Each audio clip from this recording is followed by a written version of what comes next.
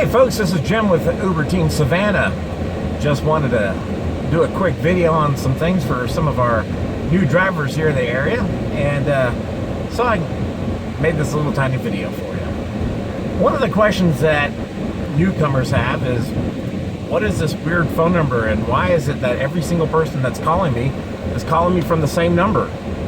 Well, that's a great question, and I'm going to be here to explain that to you. First of all, the number that you've been assigned is a number that is provided to you by Uber. It is a distinctive tie line that allows for anonymity between you and your passenger.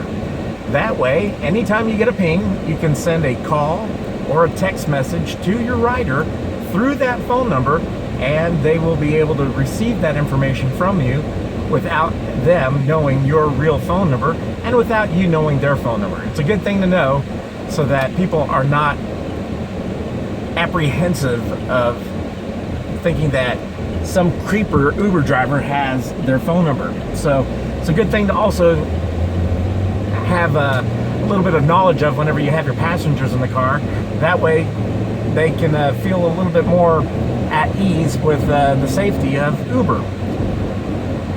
So that's what that does. Now, how does this anonymizing tool work, and how long can you talk to your passenger for? Well, as soon as you get a ping, that phone number is your connection between you and your passenger. And that number is available until the end of the ride. Now, there are some exceptions and some rules.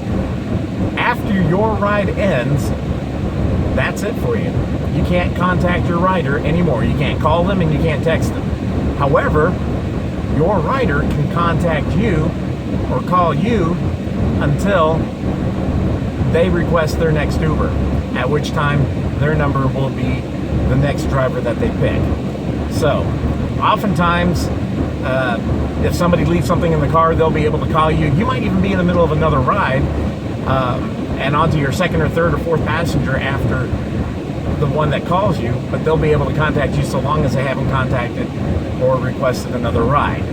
So, for example, one of the things that happened to me was I had somebody leave a small little wedding gift in the back seat of my car. I picked up a couple of passengers, and he started calling me, and so in between passengers, he called again, and I was able to hear the phone call and pick it up and talk to him. And he explained to me what was going on. Well, I told him that I would get his gift back to him as soon as I could, but he had to understand that I'm out here running a business and trying to make some money. But as soon as I get back to the vicinity of his hotel, I'll be glad to get in touch with him. Well, he kept calling me over and over again, and even when I had my third, fourth, fifth passenger, when I finally was able to get back to him, I was able to return his lost item. Now, I couldn't contact him, and in fact, here's another key thing to know. He cannot text you his real phone number.